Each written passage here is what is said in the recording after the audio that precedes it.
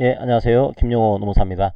오늘은 단체 교섭의 담당자에 대한 판례를 하나 소개해 드리겠습니다. 단체 교섭의 당사자는 노측은 노조가 되는 것이고 사측은 사용자 또는 사용자 단체가 되죠. 그죠? 그런데 이게 사실행위로서 교섭을 하고 단협에 사인할 사람을 저희들이 담당자라는 표현을 쓰는데, 이 담당자는 노측에서는 노조 대표자가 되는 것이고요. 사측에서는 사용자 대표가 되겠죠. 그런데 노동조합의 대표자가 교섭을 하고 단협에 사인을 해야 되는데, 이렇게 너무 대표자한테 권한을 이제 주게 되면은 노동조합원들의 의사가 반영이 안 될 수가 있어요. 그것 때문에 수많은 노조에서 규약이나 단협상으로 뭐 총회 인준 조항이라는 조항을 두고 있는 겁니다. 이거 뭔가 하면 단체 교섭을 하고 단협의 내용에 합의를 했다고 하더라도 바로 사인하지 말고 우리 노조에 와서 인준받고 총회에서 인준받고 난 다음에 그때 사인하세요. 뭐 이런 조항을 두고 있는 거죠. 자, 그런데 여기 대해서 이제 사용자나 혹은 행정관청 입장에서는 원래 노동자 대표자가 교섭하고 단협에 사인할, 단협을 체결할 권한을 가지고 있는 건데, 만약에 총회 인준 조항을 거쳐가지고 하게 되면 협약서의 내용에 합의해 놓고 단협에 사인하지 않을 수가 있는 거예요. 야, 이거는 노동자 대표자의 협약 체결권을 전면적이고 포괄적으로 제한하고 있는 거 아니냐. 이거는 단협 체결 권한이 노조 대표자에게 있다라고 하는 노동조합법 내용을 침해하고 있는 법 위반이다. 그러니까 이거 시정해야 되는 거 아니냐. 이런 문제가 등장할 수가 있습니다.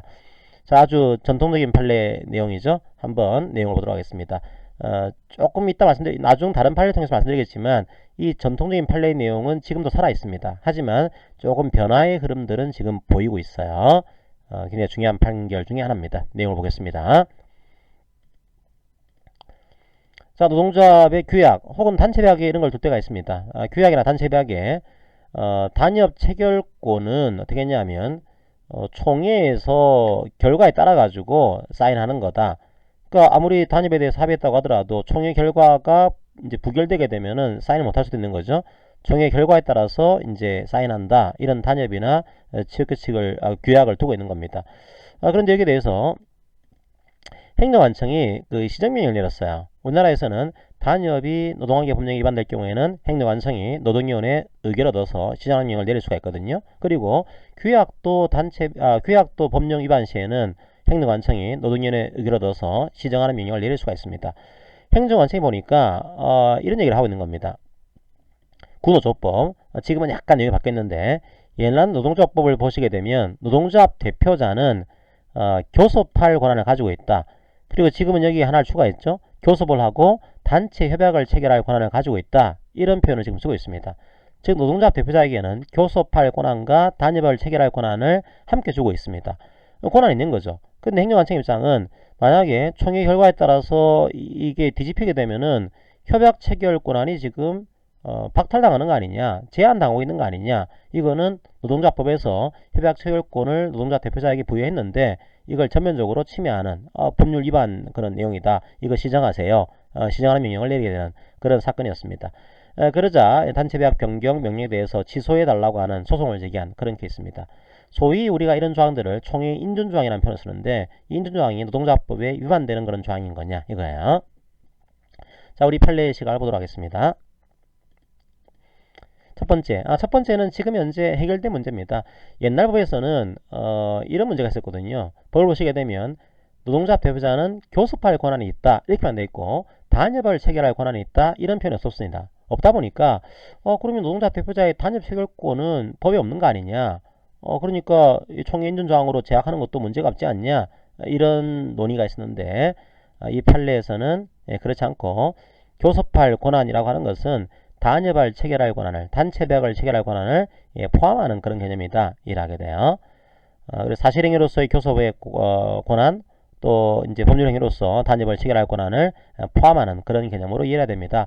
즉 노동자 대표자는 교섭할 권한 플러스 단협을 체결할 권한을 함께 가지고 있는 겁니다. 이게 판례 입장이에요. 지금은 이 문제가 해결되어 있습니다. 지금은 법전을 보시게 되면 교섭하고 단체협약을 체결할 권한을 가진다라고 해서 이 문제가 정리가 되어 있어요. 그 당시로는 이 표현이 없었기 때문에 단협을 체결할 권한을 포함하는 거냐 이게 논쟁이 됐던 거죠. 자, 중요한 문제는 이겁니다. 그러면 노동자 대표자에게 교섭을 하고 단협을 체결할 권한을 부여를 한 겁니다. 그런데 총회 인준 조항에서 이거를 제약을 하고 있는 거죠. 설사 사용자와 노동자 대표자가 합의했다고 하더라도 총회에서 인준받지 않으면은 단협에 사인해서는 안 되는 거다. 이런 단협을 두고 있는 겁니다. 이런 규약을 두고 있는 거예요. 그에 대해서 우리 판례 입장은 아니 그렇게 되게 되면은 사용자 입장에서는 노동자 대표자가 그럴 권한이 있는 걸로 알고서 열심히 교섭 합의를 했는데 다시 뒤집히게 되면은 이게 무슨 의미가 있는 거냐? 이거는 노동자 대표자의 단협 체결권을 전면적이고 포괄적으로 제한하는 그런 조항이다. 이거는 노동자법을 위반한 규약, 노동자법을 위반한 단협이니까 이거 시정명령, 이건 적법한 시정명령입니다. 그게 우리 판례의 시각이에요. 즉 우리 판례 입장은 이런 총회 인준조항을 통해서 대표자 혹은 이제 단체 교섭 권한을 위임했으면 수임자의 단체 계약 체결 권한을 전면적이고 포괄적으로 제한하는 거기 때문에 사실상 대표자의 혹은 수임자의 단협 체결권을 형해화시키고 있는 겁니다. 우리 법에 위반되는 그런 규약입니다. 우리 법에 위반되는 단체 계약의 내용입니다. 이거 시정하세요. 자, 그런 판례가 등장하게 됩니다. 이 판례가 사실은 굉장히 여러 가지 영향을 미치게 됩니다. 이제 보통 노조에서는 이런 내용을 규약에 두고 있거든요. 그런데 이런 판례가 나오는 다음에 사용자 입장에서는 규약 이거 빼라, 이거 삭제하지 않으면 우리가 교섭하지 않겠다. 노조 입장에서는 삭제하기 쉽지 않거든요. 그러자 노조가 파업을 합니다. 이 파업은 불법 파업으로 인정되게 되는 그런 구조였어요.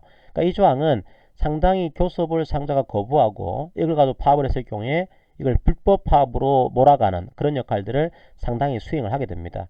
사회에 대해 학자들은 이것 좀 문제 있는 거 아니냐, 어떻게 보면은 조합의 민주성을 확보하기 위한 그런 조항인 건데 이거를 그냥 일괄적으로 노동조합법 위반된 거다 이렇게 몰고 가서는 안 된다, 뭔가 조금 구분해야 된다, 이런 주장을 했고, 최근 판례에서는 이런 총회 인준에 대한 조항을 두고 있다고 하더라도 좀 구분해서 이 적법과 위법을 판단하고 있는 형태가 되어 있습니다. 자, 이 법에서는, 이 판례에서는 이 전면적이고 포괄적으로 단협 체결권을 형해화시켰기 때문에 이건 위법하다, 그런 판례였어요.